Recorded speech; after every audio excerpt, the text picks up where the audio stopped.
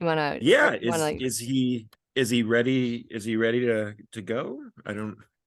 yes, he is Is he? ready. Oh, So yeah, do you want to give oh, him a okay. little proper introduction? Yeah, this he's an incredible friend, but also to add to that, he's a jack of all trades, and I know sometimes they say a master of none, but he's a master of so many. It's crazy. He's a conductor, and I'm probably gonna miss some stuff that he is you know I'm gonna miss saying what all he does. But what I do know he does do is he's a conductor, a composer, a singer, Wow. a Golden Knights hockey enthusiast. Uh, he's an opera singer, which I mean, I've never met an opera singer in my life, so it's insane. He's an improviser.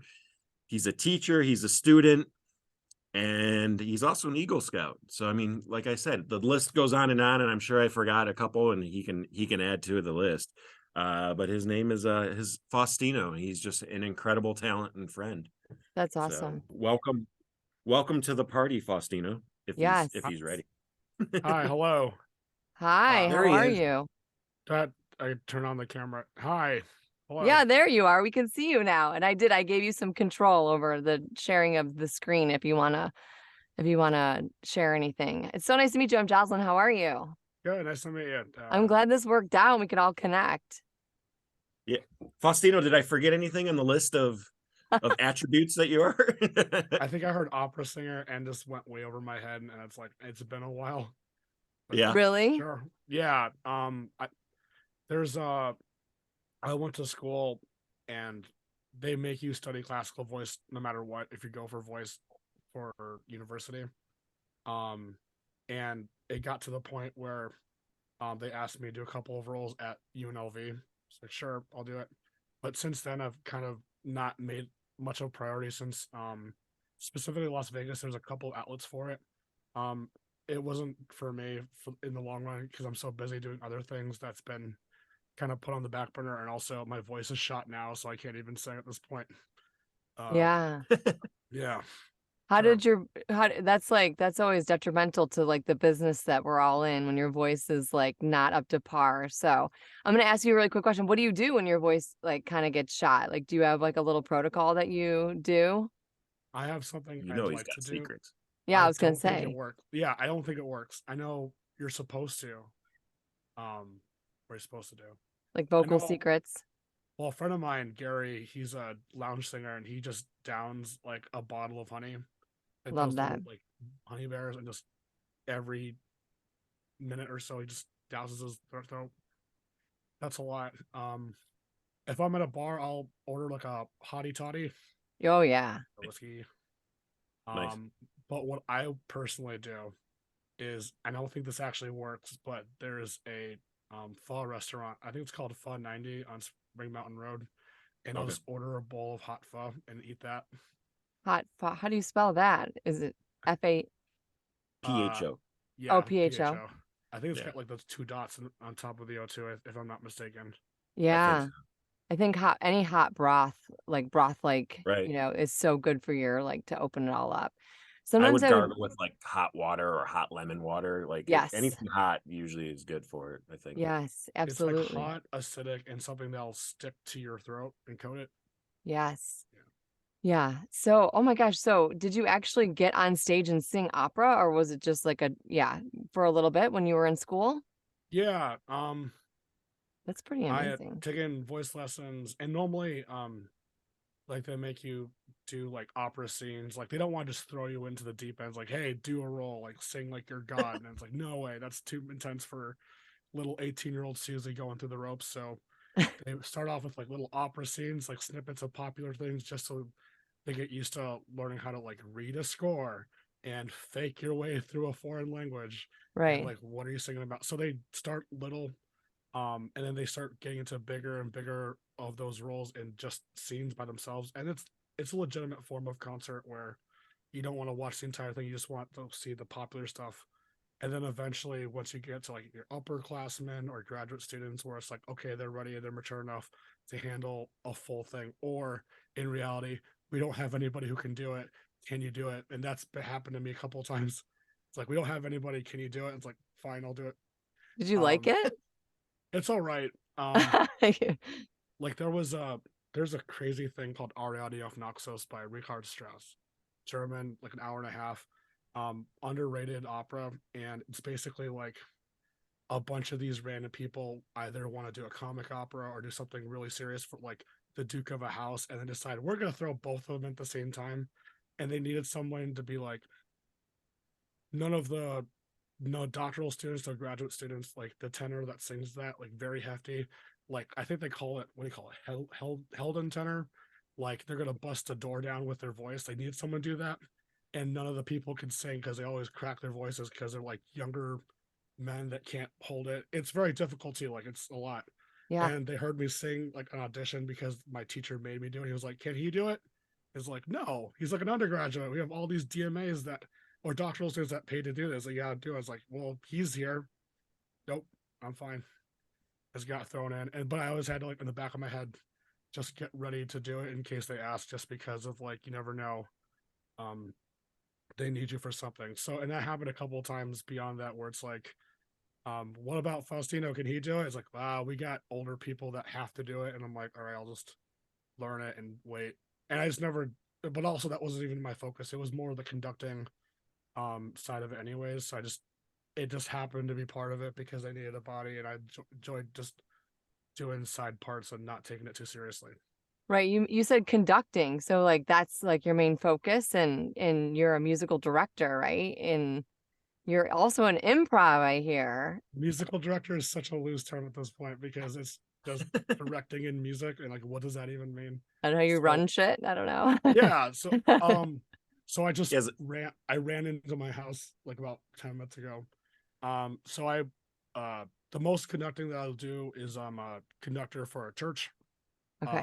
United Methodist, open hearts, open minds, open doors. It's great. Like, doesn't matter who you are, you walk in. And I've been there for like 10 years, so um it really matches with my own philosophy on things. So I've been there Yeah. for a while, and in that situation, every Wednesday night, every Sunday, we'll do some, they call it choral anthems, which is like a song just dedicated to the choir, and I do most of my musicianship with them. Um, if you even want to call it that, it's really just sing like an imagery and do that, and then they'll do it, and it works out, and they don't have to think too hard about it. But it's a lot to just, even if it's just like there's 15 different people from all different walks of life, and you have them all buy in on the same idea, and then you have the pianist who just does whatever he feels like it. No offense, Ken. And I'm like, you gotta work together, guys. You gotta figure it out, and then just putting it together. Um, Specifically, our choir in Vegas is like, I'll put up against anybody. Like, they're bought in, they listen to each other. It's very beautiful, which is hard to kind of find those moments nowadays. A lot of it's just make your craft and go. But at this rate, because they're listening so well, it doesn't matter what they do. Even I think whatever they make as a mistake, it sounds so together where it doesn't really matter, and it's great, and I get to enjoy that Yeah. part of the process. So that side conducting, that's what I do now. I'll kind of conduct with an elementary school choir, which is a bunch of kids that just want to scream their heads off all at once. I hope the Typical. parents aren't watching this. Yeah. So, and that's a whole different animal because a lot of them, their attention span isn't that much. We only make them only sing 20 to 30 minutes, and then they're done for the day before you shoot their voices off. So, a lot of it is doing it by rote, and mirroring. So you're not giving them sheet music. It's like, here's some lyrics, and then follow the tone of my voice. And you have to do similar things where it's like, sing like you're a fuzzy panda bear. What does that mean? Just do it. And then they sound soft and beautiful. And you have to be careful of, they don't sound annoying. You want to make it tolerable for their parents to record them and stuff. And that's it, you can still have those yeah, it's, you can have those moments, but it's just, you have to get in the mindset of like this kid and thinking of like, what am I getting out of this? Is this even fun to do? And then from there you can make anything, as long as you have like in the back of your head of like, what is this thing that's creating the sound, you can really appreciate anything that comes out of it. I'm totally gonna use that fuzzy panda bear. I've told people before, like, sing like Winnie the Pooh with no pants on. I've said that before, and it works. And the idea is that and I would never explain why I say it. I'll just, and this isn't even me. This is like a pedagogy from the University of Rochester's Eastman School of Music. Like the guy who ran the program, like world renowned conductors, like said this. He was like, just do it, run it through them, find a problem, don't explain anything, Yeah. make them do it again. If they haven't figured it out, then just say something really dry. Check this part out, do it again, and then you model, and then you do it again, and then you just basically like you're kind of withholding the process as long as possible. And it's not against them; it's more of you're giving a little bit of ownership back to the people you're working with. If they can figure it out for themselves, like what is it, and then Yeah. clearly if it's not working, then you do have to guide them a little bit. Yeah. But it's never just, and it's different with kids because kids you have to show them how to do it. They haven't done it before. But with the adults, it's just there's a little air of mystery. What does it mean to sing with no pants on? I don't know.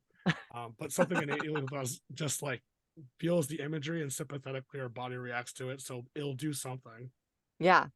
And then just slowly but surely giving them an idea to do whatever. And it'll come out whether you like it or not, or something that you never expected before. And that sound is valid because you think it's valid. And doing it that way is really exciting because it's unexpected. There's a thing with improv of just finding the joy in everything. So I'll just try to come up with 20 different explanations on how do you raise your soft palate and make a darker tone. You ever try to drive through a sequoia tree? Yeah, make that shape. Or like everyone put ghost in your hands, now shove it in your mouth and do it. Or just come up with different ways of like explaining the same thing where you're not getting jarred on by the technical, and just use their imagination just to help them get into that same spot. And it's crazy what comes up of it. I love that. You Yeah. ghost in your hands and put them in your mouth. Go It's ahead, like Ian. it's a shape, like the back of your throat is like, it's like it's Yeah. that open space right before your larynx, right? So it's just like Yeah. what other 20 things looks like that. This for me looks like Splash Mountain, whatever. It's come up with a bunch of things like it's not this, it's not you, it's me, it's whatever. I love that. Wow. Yeah. I love that. Go ahead, Ian. You were gonna interject something there.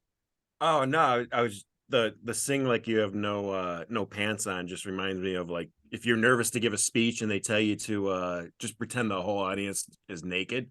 That's what it kind of reminds me of. It just kind of puts you in a different mindset. So like so sing like you have no pants on, it puts you in a different mindset to do it. Yeah, you know what really helped me was because I see that and it's like I hear that statement and I think like everyone's perspective on what underpants is different for one thing.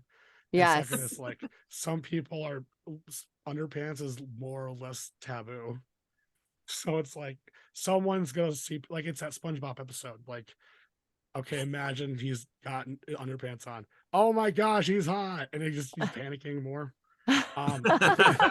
So it's, I mean, like, it's a good idea. Where it's like, but I think the core of it just comes from not thinking it for what it actually is. I think people just put too much importance on the thing and realize there's more important things that are going on. So the thing that helped me, and you might appreciate, it's when me and Claire did the 2-week clown workshop at the old Vegas Theater Hub.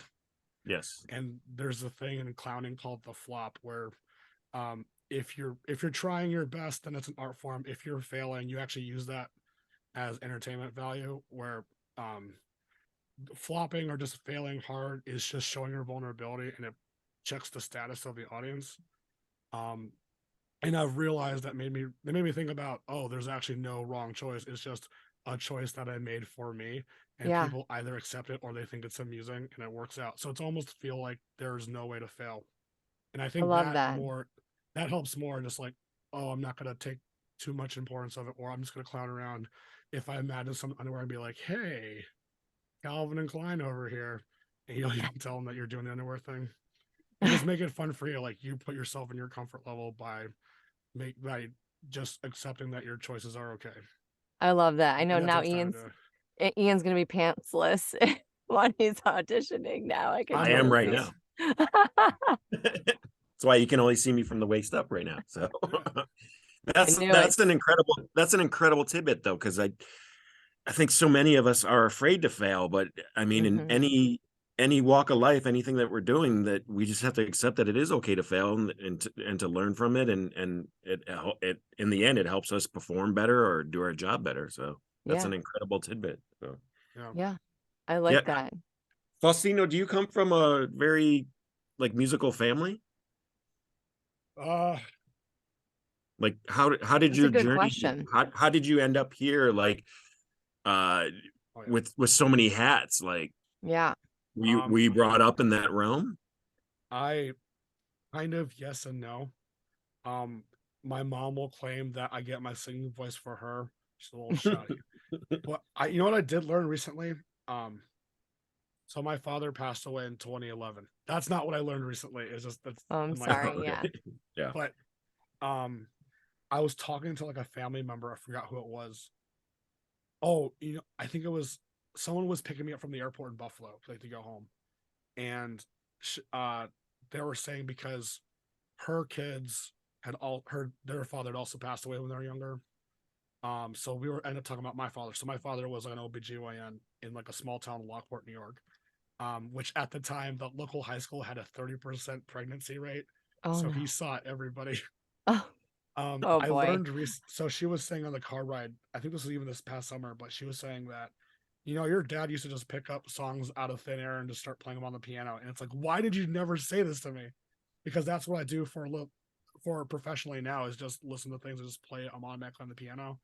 So I guess I get it from my dad, who just Oh there was wow. a side of creative that I'd never learned before up until I think this past June, where and then I asked my mom about it. He was like, "Oh yeah, he just used to play on the piano." I was like, "Why would you? That's so relevant to what I do now." Right. Um, and just decided not to say anything. So, the piano I have at home was bought by my aunt, who's now living in the Philippines, but she had bought it for my dad back in like the 70s. So that was his piano for a long time. He wasn't a concert piano; he was just more dabbling in. I think he only knew how to play the entertainer, and then whatever he came up with, my mom could only play the entertainer. Um, but now but between that, having an instrument in the house, that finding out dad actually improvised on the piano also without telling anybody. And then I think from my grandmother's side had played violin at some point in the Philippines as well. Maybe that's the transfer in it. Yeah. I will say that my mom made me and my sister be church musicians when we were in first grade, and that never left clearly. Yeah. So there's a little bit of like that entrainment of you're stuck doing church things because you are my spawn and I want you to make me look good. Right, right. Like every mom. Yeah. A little mom guilt there. Yep. Hey, we gotta push you somehow. We gotta push you a little bit, And we're It's our stuck too. job. Like we're stuck with it too because eventually my sister set up um the drummer of our praise band at church with our mom. So like the year after our dad passed away, she sent text me, is like, "Hey, Carlo in our band, like the guy looks like the elf from what's that one basketball movie on the Disney Channel? He looks like an elf." And she was like, "Hey, I think you should set up our drummer with mom." It's like, "What are you talking about?" Oh my gosh. She Did you set do up our it? they've been together for 9 years now. Oh my God, She that's set up the crazy. drummer of our band with our mom, and now we have to call him my stepdad now, and it's kind of awkward. Oh Wow. my gosh, that's totally chaos. That's hilarious. Yeah. So your daytime job is composing music with piano? Oh, I wish that was Okay. no. My day job is I work at an elementary school. Yeah, okay, so you're a teacher and you travel the world and teach music and write music and or I have? don't. I wish I could write music. So I was mostly writing when I was at university. Okay. Nowadays, I have to write out of necessity. Like if there's like a major, like if I need to perform something and I know the music I don't have doesn't work out very well, I'll just do it myself. Like for the kids, they had a winter concert, and I felt bad of putting Christmas songs on there without having to try some representation of all the cultures. And I found out there's not many Kwanzaa songs for children's choir. True. Um, like you could, I guess, suppose do a song in Swahili or something from a country. Um, which for me was like it's not Kwanzaa, so actually I had to write a Kwanzaa song for my kids, That's cool. and it has That's all the neat. 7 principles just Yeah. so it's like it's a learning experience for them. But like I couldn't find, well, the song I did find was out of print, didn't have the rights to it, so I was like, I'll just write a Kwanzaa song for my kids, and I had to, You just made up a whole Kwanzaa song like on the spot. yeah, I don't just make up a Kwanzaa song. It's like, here we go. Wow. Um, and then because I had That's to play the piano, talented. yeah, I had to play the piano for it, and it was getting too monotonous, and I was like, I can't play the piano during the concert, so I had to sit in front of Logic Pro or whatever Logic, and just had to just write out this. It's mostly drums, but just write out. Okay, I need the kids to be able to sing in this key in this tempo, and it has to sound cool. And then 3 hours later, there's a whole backing track of just this Kwanzaa song. Wow. That's Um, amazing. yeah, That's Such got to be an so difficult because there's not much things that rhyme with the word Kwanzaa. So you're like, look what I um, found, a song about Kwanzaa. like Jane like how Fonda. did you know much about Kwanzaa to make a song up? No, I just remember the song I sang when I was a kid, and I had to do a little bit of research. And actually, I found out that uh, I thought the word was Ujama. I think it's Ujamaa, and I mispronounced it when I taught the kids. So now I can't release any footage of that song. I have to like rewrite it, Oh, and if I want to, have to re-record again if I want to share it with people. It Oh served its wow. purpose. Like the kids learned a little bit about Kwanzaa in learning the song. But I just straight up just said a word wrong, which is kind of insensitive to that. So have to rework it and then re-release it later if I choose to share it with anybody. Wow. That's pretty cool. Yeah. I can't believe you just wrote that on the fly and like figured it out. That's pretty genius right there. Yeah. I think it now just goes don't back to hate this. me. It goes back I'll to like say no, yeah, sorry, go ahead. Yeah. no, I was gonna say don't hate me, but this could be a money making idea since there's not that many songs I know. for Kwanzaa. You should press and release it. I wanna capitalize on a underrepresented cultural um important thing. So me not identifying with the culture, I want to capitalize on that and reap in the benefits as much as possible. I don't know if I'm gonna go that route per se. But at least it got the job done, and like my kids got to sing something that I felt comfortable with. As far as sharing it, it's a long way to go, but and also it's not really my focus at this point. Like I'll write when I feel inspired. It's not my job, which it would be nice if it was, but I think I'm more into like just the interacting with people, and then the composing was a means to just find an excuse to work with people. Honestly, like I know at the end of February, I wrote a piece for like the 50th anniversary of our church because we tried to do a bigger concert and some people dropped out, and we had this like local orchestra ready to go, and I was like, sorry guys, we're not doing it, but I do have this piece I wrote a while ago, so don't leave, still play with us. So like I guess I've written more specifically for the ensemble than just to write a piece, so like have an excuse to like, I wrote a jazz song back in like 2010, so like just so I can hang out with the jazz people at my school at the time. Or like I wrote a couple of pieces and I was at the Las Vegas Master Singers and I was like, I wrote a piece. Y'all want to perform it? It was like, sure, why not? And I actually got to conduct one of the pieces on that concert. I was like, oh, cool, I could do that. So it served another purpose. I mean, it's cool to be creative, but I think, and even most composers nowadays, when they do a full on commission, is they have that partnership with the ensemble they're running with. It's not just here's a piece, take it. It's like they sit they sit in rehearsals, they get to know the singer, and they write specifically for the group that they're playing for. And I Yeah. think most songwriters do the same thing. I'm not just gonna write Jolene and give it to Weird Al. I'm gonna write Jolene because of the person that is the singing voice matches what my thoughts are, and we're Hmm. going to work it in a way that it's works for them because it's for a specific group, not just it just stuck in my head. Yeah.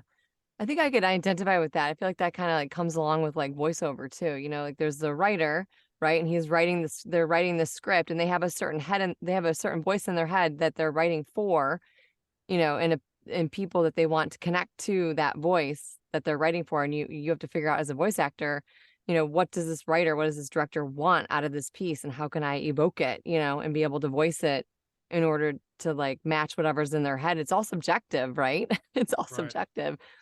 So you love kids. I mean, some people just love kids. I'm not a kid person, but I have kids. I mean, but like, how I'm did you not. get, into teaching? And you must like really love it, enjoy it, because I can tell that you're pretty passionate about music and Yeah. What? what? You gotta demystify a little bit of the idea of teaching and then teaching in modern day practice. So I like the idea of just working with people, making them better than they were before I met them. And like just there's a joy of certain like just things click and discovering things, being creative and Hmm. helping people out. There's that side of it where we're enriching the human population. Then there's, or in my situation, public school education, where the state wants us to have the kids prepared in these certain ways, so then they can be competent by the time they leave, or just not beat up somebody the moment they step off campus with someone. Right. Um, so, which again, probably also not a good representation of it. It's I like where I'm at now. I was never expecting to be an elementary school teacher. What happens is, specifically here in Las Vegas, um, because the city isn't that old, it's like 50 something years old, that a lot of the schools um, that opened up like after 1960 or something like that, that those teachers, so a lot of those teachers are still in their position when they opened it, Oh, or like wow. they stay Okay. for like years, Huh. which is funny because there's also a big turnover rate in Nevada. So especially with like choir, orchestra, band, like those big performance arts, a lot of teachers have been there for 10, 20, almost 30 years, and they stay there, um, and they don't really like, it's really rare there's a position open. When I first joined the school district, it was partially also because my degree was in performance and education, that I needed a job, and the only school open was like a middle school, which was also like in not in the greatest neighborhood, a lot of Title IX around the area. And I found out that the teachers before me only lasted like 2 years prior for like 3 or 4 consecutive teachers. Oh, So it's wow. like, you want to make a choir out of middle school kids? Well, you gotta stay here. And I'm like, okay, I'll do it. I made it to 2 years and 3 months, so I beat the record. Yes. Um, so the way I even got into my position now was, um, I had quit my job, or technically I went to medical leave. Like I had a doctor sign off. I was having like general anxiety, and it was taking a toll on my health at the time. It was right before, it was like November, what right before pandemic happened. Oh, boy. Yeah. So I kind of left at a good time before like, Yeah. because like November is, I'm trying to like, I'm just enjoying the time off, not working, and then January hits and the world shuts down. Wow. And it's like, oh, like the timing worked out, I guess. Like I'm not teaching kids on Zoom. And then I found out that a position opened where one of my colleagues from school had just taught there, and he had dropped to go do his master's in music. And when I interviewed, he was like, "Oh, old music teacher." I was like, "Yeah, we conducted together at the university." I was like, "You're hired." Okay. Oh, I guess I'm teaching here now. That's And cool. I would give it a year. I had to teach during COVID, trying to teach music classes over Zoom, and then I want to say it's not my I don't want to say it's not my cup of tea, but I think the situation I'm in with the principal and admin is a huge thing when retaining the workforce. Having a really good administrator on top of my work colleagues, and just in general, like most of the kids, they respond better to instruction that I had at the middle school, where it was just like, well, you want to break up Chili and Sally from fighting, or you want to put out that fire in the trash can. You pick one or the other because the other's happening no matter what. Um, Right. That so would I definitely be anxiety inducing. I mean, my God. right. I don't want to like have to deal with like a fire marshal. Right. Um, so as it is right now, like they also the kids let me, for the most part, let me teach the way I do, which is some really obscure Swiss French methodology out of Geneva. So I get to teach the way I want to at my school, and the people around me are supportive of it. So it's like, okay, it's worth sticking around. Like it's not what I want to do per se, but they're letting me do what I need to, Yeah. and that itself is worth just sticking around. And also allows me to do the other stuff that I do like outside of school, which is like the church conducting and the improv and the traveling and all that stuff. So it's a Yeah. good balance, at least. Where do you travel? Okay, so that makes sense. I can also relate to that too, because I feel like when you first get up and running and started in voiceover and you're creative and you get going, it's nice to have that steady income, and then you do the things, the other fun things that you want to do, that you want to see where it goes on the side, so that you can still live and breathe and eat and survive, but that you're also still satisfied on a creative level. And it's nice that you're able to also be creative and feel fulfilled within your job that's also paying the bills, right? And Right. I like, and what does that mean? Like Geneva and Switzerland and like Oh what God. kind of Okay. style is that? Ian, Okay. did you want to, do you know what he's talking about? Because I find that so interesting. And where have you traveled? My gosh. Okay. Everywhere? He Not was quite. on, he was Um, on the road though for quite some time though. I remember over the past few years, I'd always be looking for Faustino, and they were like, "No, he's in this location. He's in this location." I'm like, "Okay." oh man. No, yeah. So, um, it was long story. When I found him, no, okay. So when I was at UNLV, there, most of the people that come out of Nevada, specifically Vegas, learn this pedagogy called Orff, which is based off of the composer Carl Orff, which is the guy who wrote the song O Fortuna from Carmina Burana, like that huge satanic sounding ballet, Right. 150 singers, whatever. Which, by the way, I conducted here in Vegas. A lot of people forget that. Whatever. That's cool. But so it's based off of you learn a song as a kid, and then what can you do with it? So because Carl Orff was a percussionist, it explains why you see a lot of elementary schools with xylophones. It's so Yeah. that when they learn the songs, they learn how to play those songs on the instrument or learn how to accompany themselves. The bars are interchangeable, so it just really it gives them a tactile way of doing things, which is great because that also requires you to have all these instruments and a lot of these methodologies and like very systematic of like how to introduce a song to people. A lot of song by rote, and that's kind of the standard here in Nevada. There's another one called Kodai, which is based off the vernacular. So like learning folk songs like Heidi Ho and like Oh Susanna's in the American tradition. That actually stems from Hungary, I think. I gotta double check. But Kodai was another one. Those are the two big you'll hear if you think about American education, specifically to music. And then there's this really third obscure thing called Delcro's Eurythmics, which not a whole lot of people do because you have to be able to improvise on the piano to do it because a lot of it is leading and following and social integration. Yeah.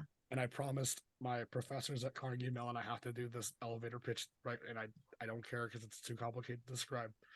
Um, when I was doing improv, I had planned it out where I did my training as a piano player at the same time as digging into whatever this third pedagogy of teaching.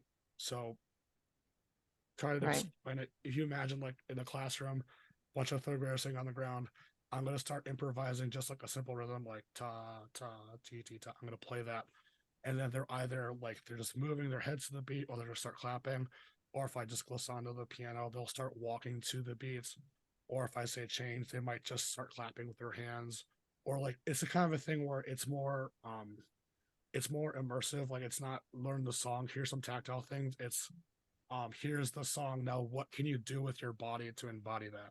I like that. And I actually use a lot of that with the improviser when I was teaching the workshops is um yeah, a lot of the physicality, how do we embrace this, a lot of it's rhythm and harmony and stuff, but how do I take the elements of music that I'm listening and how do I truly incorporate in our bodies without having to use tactile things because now you're just focusing on reacting, and you also have to deal with listening and working with peers, which is way different. And that was kind of the reason why I got hired too, is because when I described that to them, it's because we're in a neighborhood where people don't might not get along as great. Like people Mm. get shot up by the 7-Eleven. So, Yikes. Yeah. and then later on, as I was delving into it, and I've been like maybe 3 to 5 years deep into this now. You have so when you do ORF, you have to do like here's 3 weeks, you get like a certificate. You have to pass exams in the thing that I do, Yeah. and I've failed them twice. You Um, failed them twice. and even in some, I can't say this legally, but like there are some people in university positions that have not had the required credentials to actually teach the practice because Right. it's so difficult to just be consistent and like get it going. Like I'm close to finishing, um, which is fine. But what I learned through doing it is the physicality is great. Like Yeah. imagine a bunch of kindergartners just like swaying to the beat. But I've also realized that that body function is also tied to your emotions.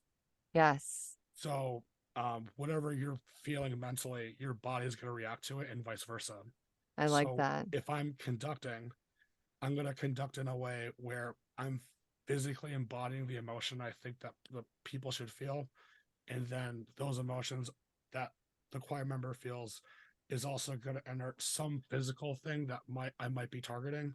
Like if I'm doing happy and my eyeballs are lifted, then sympathetically someone might be also lifting their eyeballs because I also just did that. Yeah. So it's tying in. So for me personally, it's my own brand new rhythmics where the emotions on top of the actual music making to tie to people. And we learn our musicianship that way. So when you end up picking up an instrument, the idea is because your body has gone through the like listening to the song, performing the song, so our fingers and our toes are connected and we can do all these crazy things. When you pick up an instrument, it should be second nature because you already know what it is. You just have to figure out what specific things our fingers have to do to make it. And it's a whole journey and process. That's all. People start crying. That's awesome. Yeah.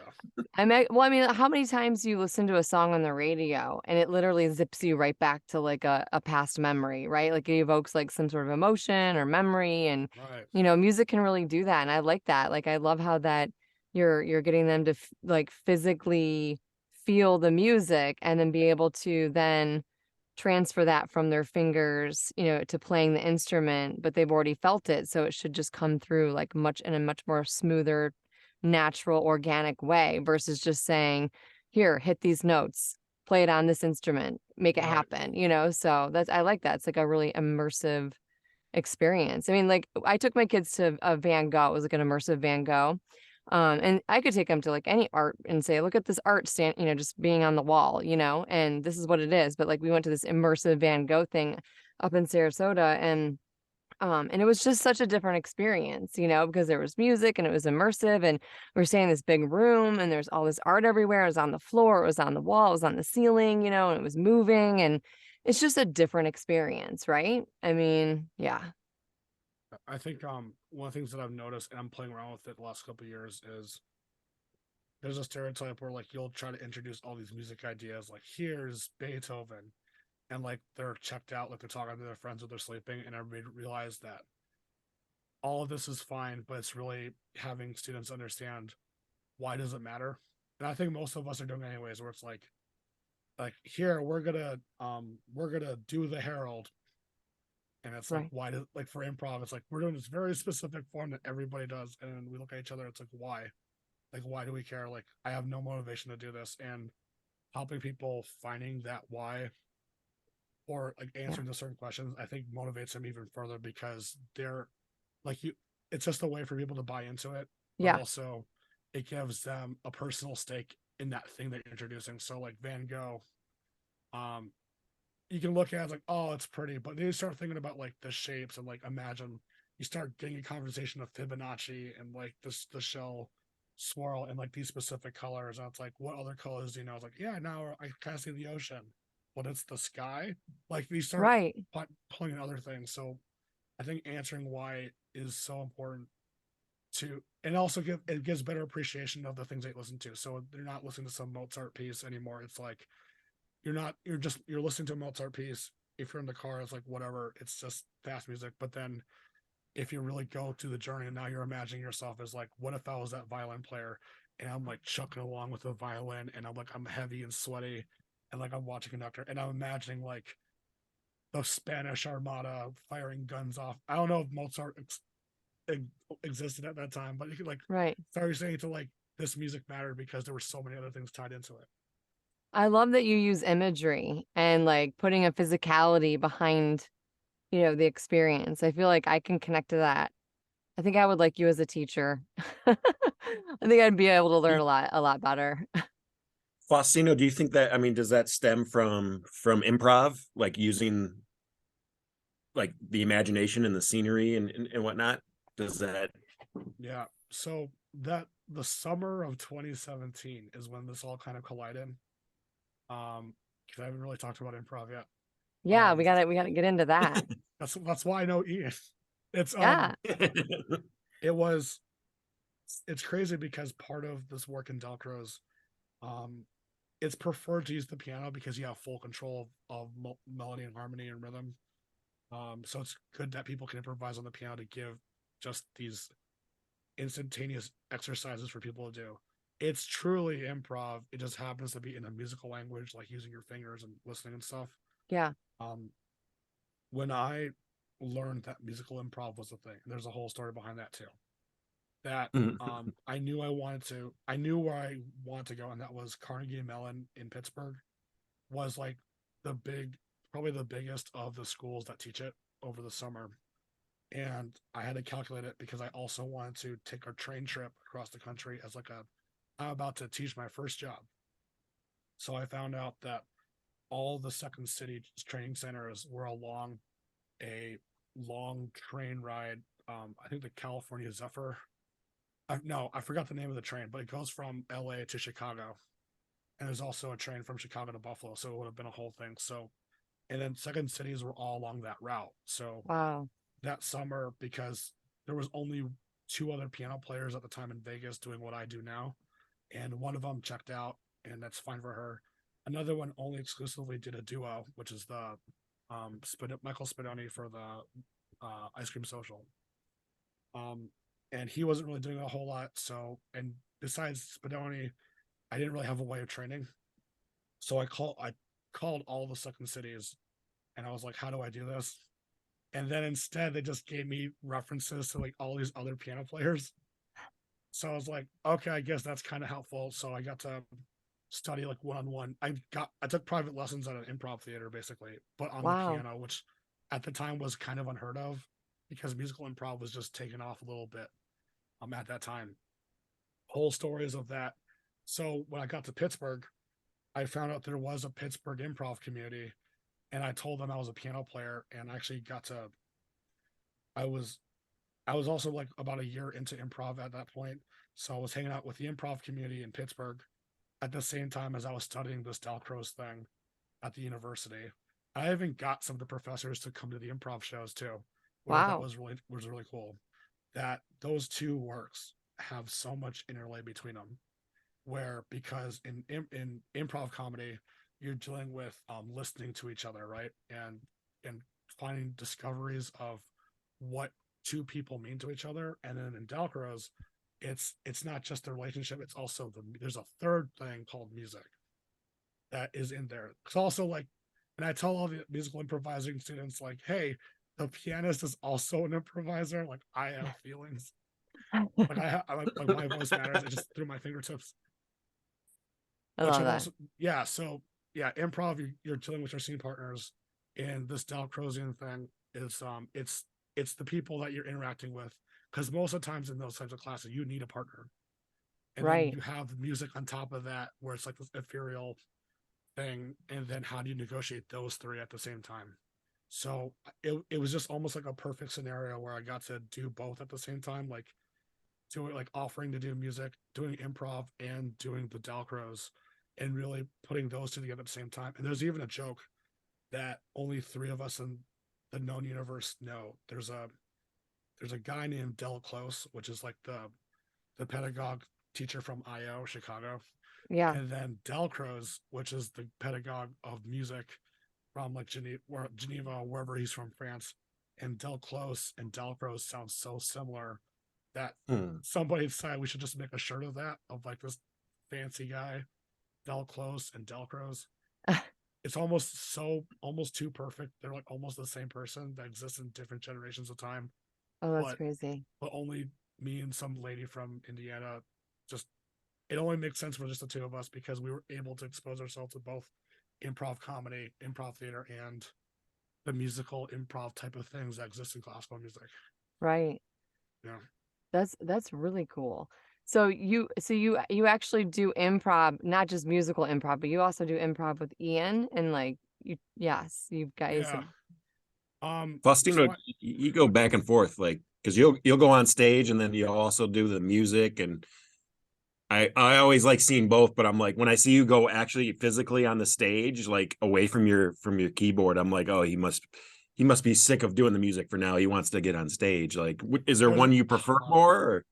there's a Or... in that particular case, it's a science because when you're behind the keys, that's the social contract between you and the audience. Like you were there to play the piano. Anytime I react to anything happening in the scene or audience member, like one of my favorite things to do is someone's phone goes off. I'll just listen to it and just start playing their ringtone after they turn off their phone. That's funny. during anytime, during the any show, right? yeah, like anytime, um, like improv wise, like every so another thing is like everything is a gift. It is like it Yeah. exists, therefore we should acknowledge it to some way or another.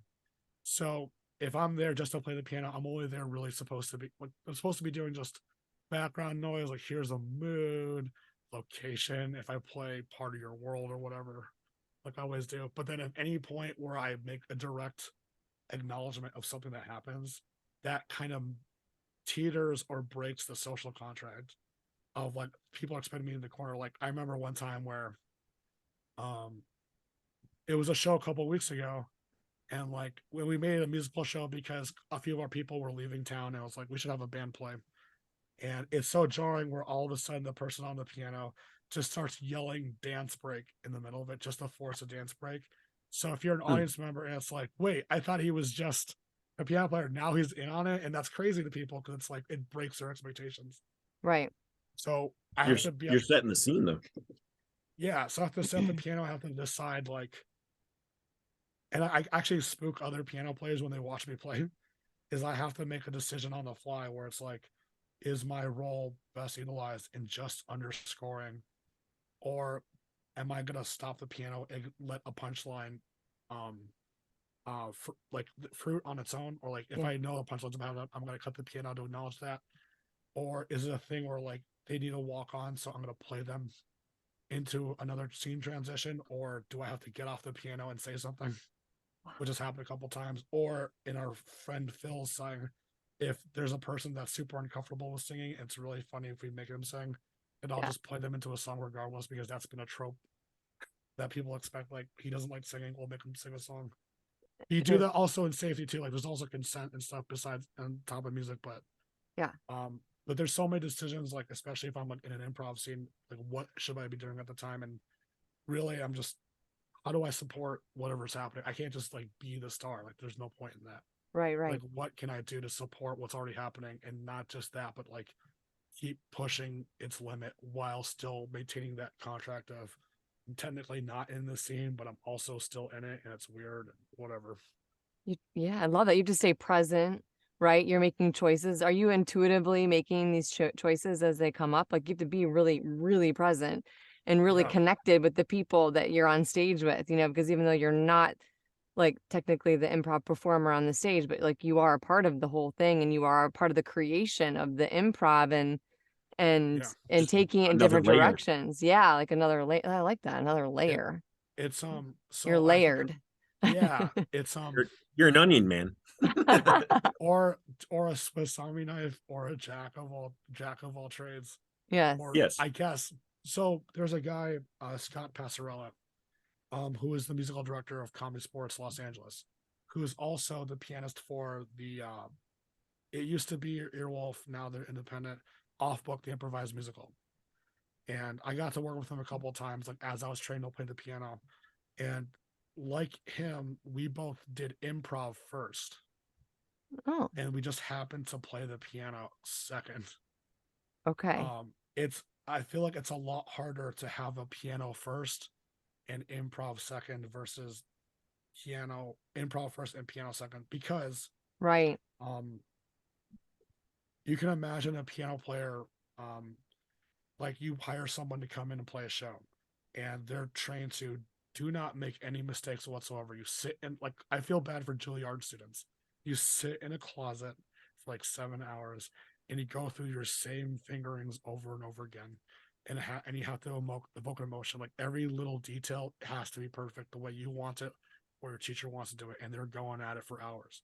And then you're in an environment where nothing matters, and we want you to break every rule about what you just learned and just make it up on the spot.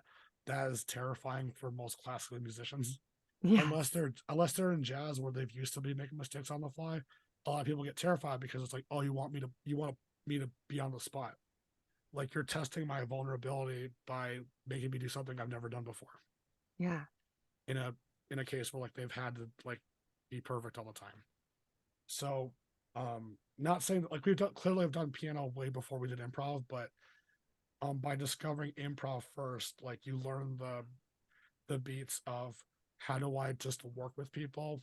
Like you work on your comedic timing, you understand listening better, you can call back certain things. So then when you discover, oh, like music can be a part of this, you're not thinking of like, oh, how do I take all my pedagogy and throwing it in? You're thinking more of like, and that might be like not the great way of saying it, but like now you're thinking, what do I know as a musician, and how do I use that skills and throw that in improv scene? Like that's the height of your intelligence of like Mm-hmm. that's a skill I know what to do. Mm-hmm. How do I use that in an improv scene versus like you're a piano player, play this and only play this and don't mess up. Yeah. Like I imagine some of us know how to make balloon animals. No one just thinks to make a balloon animal in the middle of an improv scene. But Right. like, if you know how to make a balloon animal, why not just bring in a balloon animal? Like, Right. how is that not the scope of an option? And just like go for it, right? Like, Yeah, be open and just like don't be rigid and know that perfection is not necessarily like what you need in order to like, find your way. I was just having a discussion this weekend with at a conference where they were saying like when it comes to social media, people are over the perfectionism. They just want to see like messy. And sometimes in the mess and in the failures, you find what you said, the brilliance behind what you're really looking for. And sometimes it's not even what you expected and it's just as good or if not even more magical, right? So yeah, yeah, I think that that's really cool. And I think that's so cool that you've been so open to just like the experiences that you've had. I mean, I don't know. I just think that's really cool. yeah. I know one thing that stuck with me is a there was an advertisement for Masterclass for Herbie Hancock, and he was saying a story when he was playing for I think it was Thelonious Monk on the trumpet, and jazz musicians can be very mean at times because they also like the song, play it, keep up with us, or get out. And Herbie Hancock had apparently played a wrong note on the piano, and everyone just stopped playing. I think I made this telling the story wrong, but it gets to the point where It's okay. Herbie Hancock was playing the piano wrong, but then Thelonious Monk was just like whatever and just started throwing that note he thought was wrong into whatever he was playing on the trumpet, and then just that justification. It wasn't fix your problems. It was just this is a choice. Let's go with it. And how invalidating that's for a person that even though their choice in their mind was wrong, it was valued by somebody. And that's most Yes. important. And that's the thing too with improv and like the stuff that I do, and even like I had 3 people the other day ask me if they could get a voice lesson. It's it's it's we're dealing with when we're doing improv, we're dealing with people's vulnerability. Like how much of like how do I say it? You're asking somebody to put themselves on the spot and to be open, and are they willing to share that with people or not? Yeah. And in that way people will sympathetically or even empathetically respond to that. um so the more you can allow yourself to be open, it just makes your choices a lot easier, Yeah. and to be receptive of that. And I think that's really powerful. If you can get that same abandon as a musician, then who like it doesn't matter if you play Rachmaninoff or Steely Dan, who I still don't know who that is. Like you can What? take just What? you can It's a basically take classic. It's a classic. We're the well, classics. That's I don't why. know, but like you take whatever you know Yeah. and you make it your own because you trusting yourself that it's okay, it doesn't matter, we'll see what happens. That it's so freeing especially for the human experience, like just to be able to live in a life where like you have nothing to worry about and like it's fine. It really helps people out, I think. And I think that's why a lot of people have been specifically going to musical improv. It's because it's the improv, but you are allowing yourself to do the most difficult thing, which is sharing your voice and making it up on the spot Yeah. and all those things. So I think that's super important, is just allowing yourself to feel the joy of creating and Yeah. even turning your faults into a positive, or like I want to say weaponizing your faults, but like I you're like that. anything. Weaponizing your faults. Yeah. That's good. That I'll is try. great. I'm writing that down. Yeah. I like that a lot. You have so many great, like you've said so many great and like validating and like mind-blowing things that just like I am 100% like, yep, yep, yep, yep. I'm going to go And back and listen. Go ahead. he teaches with all those little tidbits. I had the pleasure of taking a musical improv class that was headed by Faustino years ago. And me, I can't sing anything. Like I can't sing worth a lick. Like I make ears bleed. But Faustino taught in such a way that he made me comfortable to actually I think we called it talk singing That's funny. during the class, but he made it so easy that I could actually kind of sing, even though I was kind of talking. But he just had a tremendous teaching style that just made everybody so comfortable Yeah. in the class. So it's great. I highly recommend his any of his musical improv classes. You know, that reminds me of is that we're actually trained to fear our voices. Are we really? We're trained to fear our voices. Kind of. Okay, so it was explained to me by my cooperating teacher while I was training in elementary school. So when you're born, the first thing you hear out of the mom's womb is like someone's crying, right? Because they need something, they need attention, they need a poop, they eat whatever. Right. So the idea is we're born with all the voice we'll ever need, right? Birds communicate with their natural voices. No one's telling the bird to stop talking unless you do that whole Pavlovian thing. But most animals are born with their natural range of what they need to do to communicate, whether if there is a voice or not. Mm-hmm. You get into starting a little bit more formative years, language. So not only like you start talking it with babbling, right? So you're taking whatever sounds that you have, and then now you're hearing people talk around you. So you're trying to match your lips, your teeth, your tongue with whatever is being thrown at you, which is a reason why a lot of babies sound like their parents, regardless of if they're like adoptive or not, or Yeah. adoptive biological. Yeah. They're picking up language from their environment. Starting into that, using formative words, and then you get to the point where people are just they're excited to be talking at all. Like they finally have like that autonomy of like I can express what I have to say as like a 3-year-old. Um, Right. what eventually we start getting into like before first puberty, like elementary specifically. And I hear this a lot from teachers and students alike, is the moment where now you're in an environment with other people and someone tells you to stop talking. Because I have a fear of that too, where like I gotta tell my kids, stop talking because I'm trying to teach a class. I'm dealing with that now. You don't want to tell someone like the worst thing you tell someone is you don't have a voice, you can't Mm-hmm. sing, because they'll always think that, especially if they're reared like that at a young age. Or basically, it's like if we have the range of voice we had to start off with, and then when we start going into public school system or like how we're being reared, people know socially like we cannot talk over each other. Like it's just like a one-on-one trade. Like there's an instance where you can't constantly be wailing the entire time. So Right. as we get through our years, like going into 18 years old, 21, whatever, like we start learning social cues of when not to share our voices. And then like especially with like I have a kid in my choir that can't sing at all, and I never tell that to him. Like he likes me a lot. He's excited to be there. He'll work his butt off. I will never tell that kid he can't sing. And there's also another teacher that's like, he should be here. I'm like, no, he stays here because he cares about it, even if he's not voiced. And usually from there, the issue with not being able to sing is that they have not connected their ability to. I have to step back. You also can't hear your voice, right? Your voice doesn't mature until like 3 or 6 feet away from you. You can't even hear yourself. An opera singer sing, their they can't hear themselves because they're wobbling over the place. You actually have to use bone conduction to figure out what you're doing in order Wow. to hear yourself.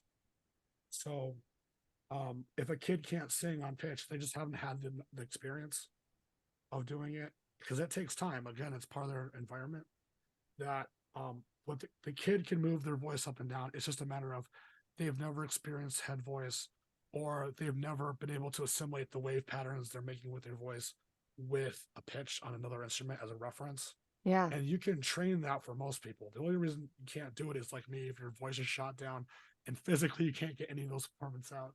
Right. But I do operate on the thing that anybody can sing.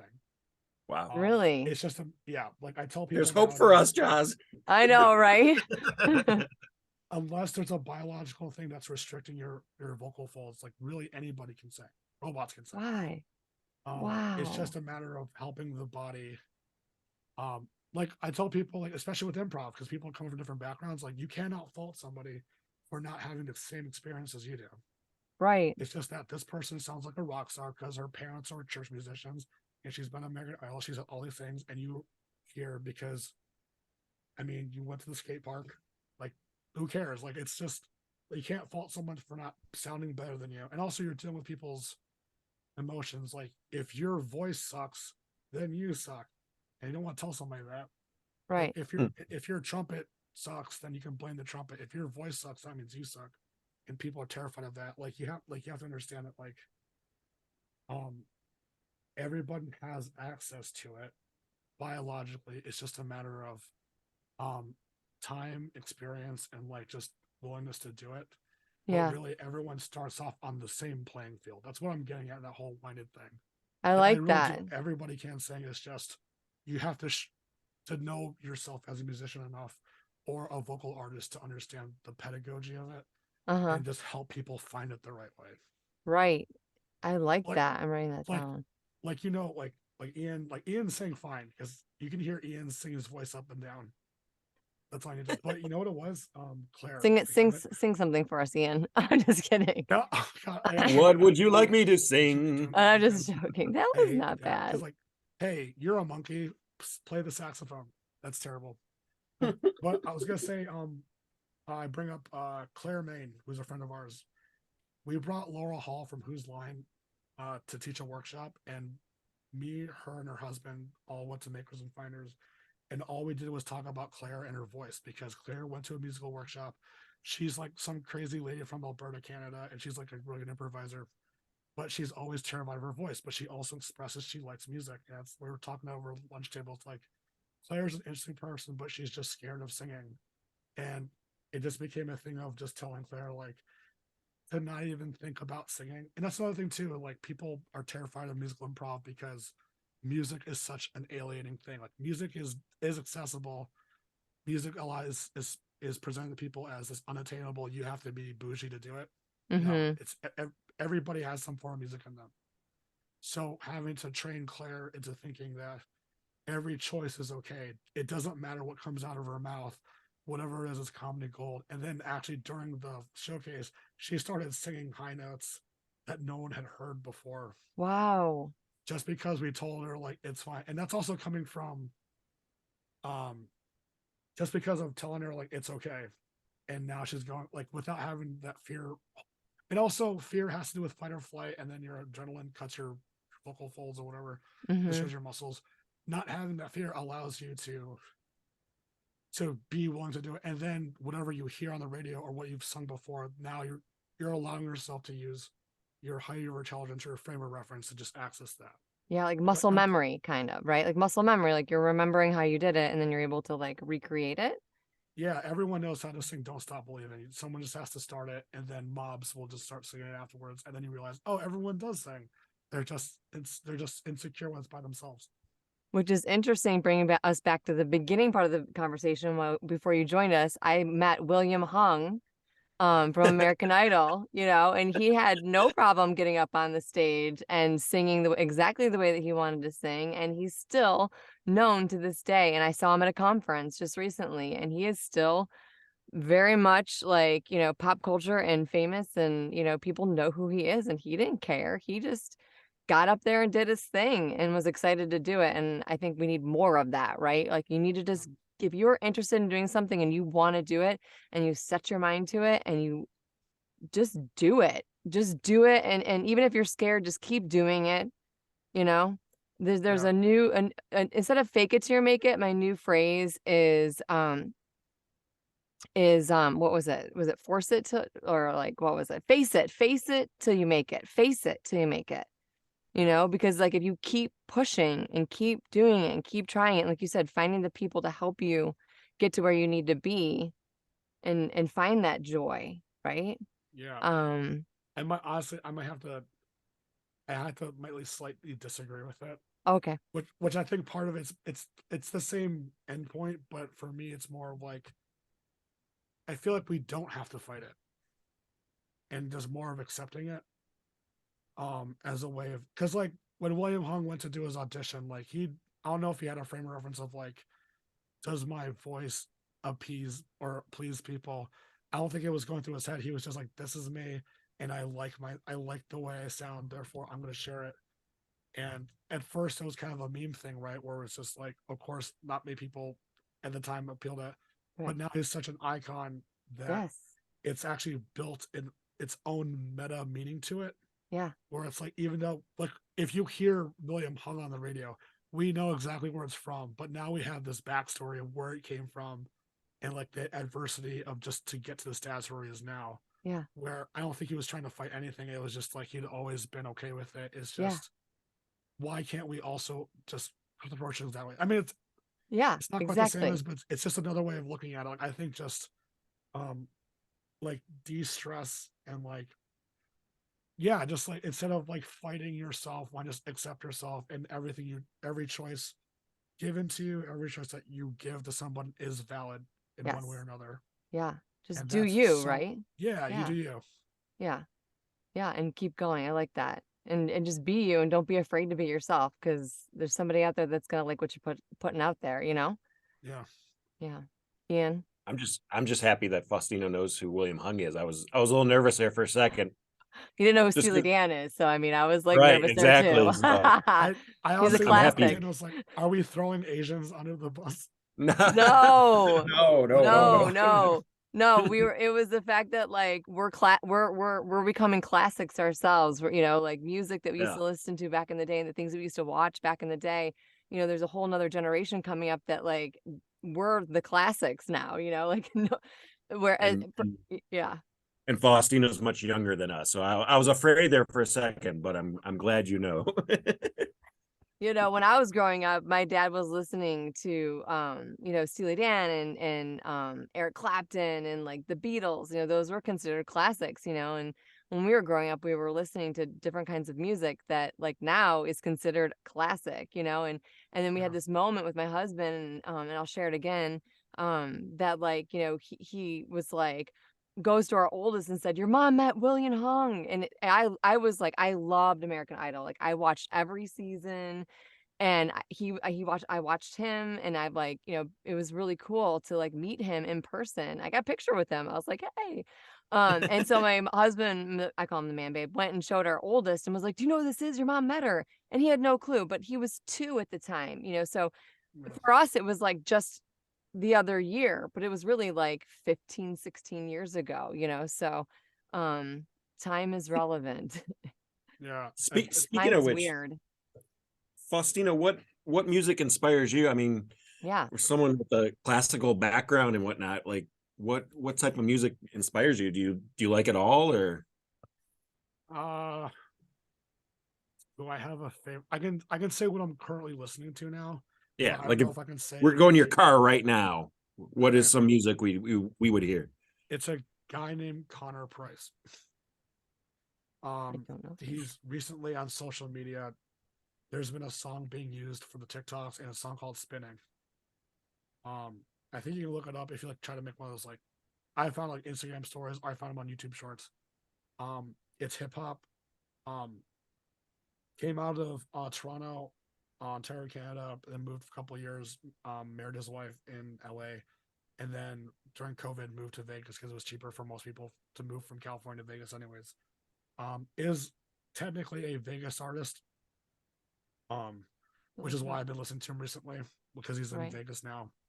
I think he might even be preparing to go on tour in Europe next month. Um, but I feel like it's not. I don't know if you want to call it traditional hip hop because what hip hop is actually traditional at this point. But um, True. honestly, the bare bones of it, I can listen to it in front of the kids because there's not any swear words in it. Yeah. And I don't know, just the thing that he raps about. I feel for me is pretty sincere. At least something I can relate to. Um, like no one's dropping f bombs, but I know one of his songs was just really him of. It's a little bit like upper classy, um, but listening to him just have to deal with leaving all his friends behind, moving from Toronto to LA to Vegas, and just really hearing like even though the struggles aren't quite the same, like it's still a struggle, and you can hear the emotion behind the way that he's singing his tracks. And I like that a lot. I also like the beats and just the choices of what's surrounding the lyric choice is also really good. So that's why it's like hard for me to pick um like what's my go-to because if anything I'm just looking kind of like everybody else. It's like what is the thing about this particular song makes it unique. Yeah. um and like is it something that appeals to me or not? And I don't think that's necessarily a genre. Like one of my favorite uh the fourth movement of the Sibelius Symphony Number 2. And it has a thing of da, da, da, da. It's been memed a little bit. Was just this explosive wave of orchestral sound that's like very heartwarming and filling. And it's like, oh, this is great because it's giving me emotion of like this is like the end all, this is the last ditch effort at the end of the symphony to make it work. At the same time, Na Na Na Na from Hey Jude is also Yeah. just sounds like people are coming together, and that I feel like that feeling from that song also applies to classical music. So I think it's more Absolutely. just like is the artist that's creating the music or the piece thing that was made by a composer, doing are they maximizing what gifts they were given to them in order to create an aesthetic choice that's appealing? Yes. I Yeah. love that. I think essentially we try to do that too in voiceover. You don't just you can anybody can say hi, how are you, but it's like the emotion and what you can put behind the words, right? Anybody can say words, but it's how you say them that evokes, like an emotion. And I love all the imagery that you bring into everything that you do. That's really cool. Okay, I have a silly question for you, and we'll wind it out because, like I told you guys, we would keep it to an hour, and I've just had such a great time listening to everything that you've said. I mean, I feel like we could like have a part two, and this is really just a silly thing. And he's like, "Oh no, not a part two. Yeah. I'm good." I mean, Ian's I have here, a so silly question anytime too. you want me to come back, yeah, sure. Okay, so well, this has to do with like brownies, and I always try to bring in a silly question. Are you the kind of guy that has to go for the center brownie, or are you guys the kind of guy that has to go for like the corner? I can answer first. I always want to go for like the central brownie because I like don't want yeah. I just love Oh, it. crispy edges. Really? You like it crispy? I also Eat the batter. I think I also go for the corners Yes. personally. Interesting. Well, it depends, and I think I think a proper brownie just needs to be like I don't know. It's tough because I watch a lot of food YouTube, and a lot of the things that they talk about in the creation of a dish is also very similar to music creation. Again, it has to do with aesthetics and choices and like justification for what using it. So if I hear somebody like you just said, Sorry. yeah, you're good. Sorry. Well, If I'm going to pick the middle of the brownie, I'm only looking for flavor and just like the fact that it's a texture that's consistent all the way through. If I'm going for the edge, I'm looking more for like I want to chew and I want to have to work for my taste buds to accept what I'm eating. that is So so profound. That is Wow. more than I so ever even expected. I love it. also Deep with just brownies. It's I so mean deep. Ian knows that like improv is only funny if there's a personal stake into it or the emotions matter. But yeah, like a lot like you choosing which part of the brownie says a lot about your personality. Is it like Totally. or like in your mood? Is it like do I want something where I know is good, or do I want to take a risk and take the just part and like because it could be super rubbery and it doesn't, and it like ruins your thing, and now you're just chewing gum at that point. Exactly. So it's like, how much risk do you want to take? But I will prefer to take the edges because I like the fact you have a soft and a hard and a crispy. That's more complex than just the middle part. I love all that imagery right there. I just love it all. I mean, I guess I need to be more risky and go with the corner crunch. I don't know. Like yeah. Like every Ian. part, but every part of the brownie matters. It's just how, like, you have to try every part of the brownie at some point. Just eat the Exactly. whole 10. Exactly. I love it. I love it. Ian, do you want to ask your one silly question? Sorry about my dog. It's chaos. She's Yeah, being before we wrap it up, I just want to before we get to let people know how they can see you if they come to Vegas. But before we get to that, I was just curious, if you were to have a one-man show, what would it be about? What would it consist of? ooh, Oh gosh. better than brownies, I guess. Would it be a life story? Would it be about somebody else? Would it I will never have a one person show no? No? because I feel like part of me is like, I feel like I have to admit I have my own personal ego, but I feel like most of my success has to deal with working with other people. It's good. So if it's Yeah. like, I will do a show all about me, that makes sense. But a one person show, it's hard to.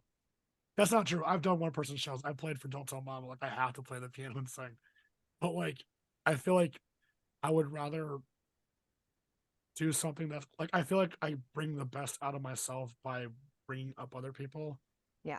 Because it takes a lot of mental energy and physical energy to be able to empathize with the person in a way that's going to make them better. Mm-hmm. So if I were to do a one person show, it would have to be like, um, I don't know. I wrote our friend Eric an essay for Valentine's Day.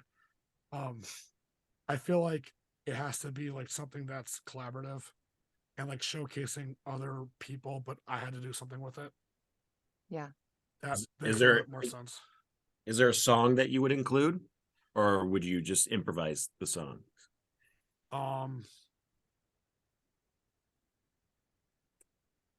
Should probably add some brownies. Talking right, brownies. Valentine's Day. It's funny too because one of my senior recitals was, sorry, I have to sideways. One of my senior recitals I had to do in order to graduate. One, I had to sing an opera whole like voice recital, but the other one I had to choose. And I decided I'm gonna put a choir together, and we're gonna world premiere 5 pieces all at the same time. Wow. So it was a choir put together with 60 of my friends. It was supposed to be half an hour. It turned into an hour long thing because we weren't just doing the pieces. We treated it as like a recording session of like, hey, Arthur in the back, get ready to record. And I did the tapes live during the recital, but I had to talk about each person's piece, and like even parts of the choir. I got to like highlight a section of the song even before he performed it. So people were in the audience were hearing sections of it before he performed the whole thing. And I feel like if I were to do a one person show, it would be just that of like showcasing other people's work or Yeah. other people's talent, and then breaking down in my perspective how that would work. Because I feel like, I don't know, I like going to places where people don't necessarily think about, like, if we're in an improv scene, I'll do the Brandy Little and just become a mushroom in the corner and see if someone reacts to it. It's just that it's interesting to see where people's thought processes are go, and can we work together as Yeah. a community to like find those interesting spots. So if anything, it'd be a showcase of, here are some things, cool things that my friends do, and then here's my take on it. I like Nice. that. Yeah. Yeah. I'm a Also add your Kwanzaa song too. So. yeah. I gotta, yeah, we'll see how ASCAP feels about it. I love it. So, Okay, Faustino, so yeah, go. I was saying, how do people see you if they are visiting Las Vegas? How do they come out and see your talent Yeah. and your friends' talents? Um, as I'm doing right now, most of it's coming out of at Bleach Improv and at Mom's Basement Theater, the 2 theater places. You can always follow me on Instagram on at Faustino F Solis. I do have a website, FaustinoFSolis.com, which I guess I haven't been updating a whole lot. But you can always DM me, find me where I'm at. But the two good places, definitely Bleach Improv and Mama's Basement, where I've been doing most of the improv stuff, because that's really like the performing side of things, like just improvising the piano. You might see me improvise. I don't know. That's But awesome. whatever I need to do to help a scene out, musically or not, it's gonna happen. We'll put it all in the show notes too. And thank you so much for coming on. Next time I'm coming to Vegas, Ian, where are we going? We're gonna go to We're gonna go watch Lee. Faustino. Yeah, Yeah. exactly. So I'll make sure I put it all in the show notes. Thank you so. It was so nice to meet you and like just kind of hang out and chit chat. And thank you for sharing Yeah. all that Sure, thanks for having me. no good golden nuggets. I love it. All right.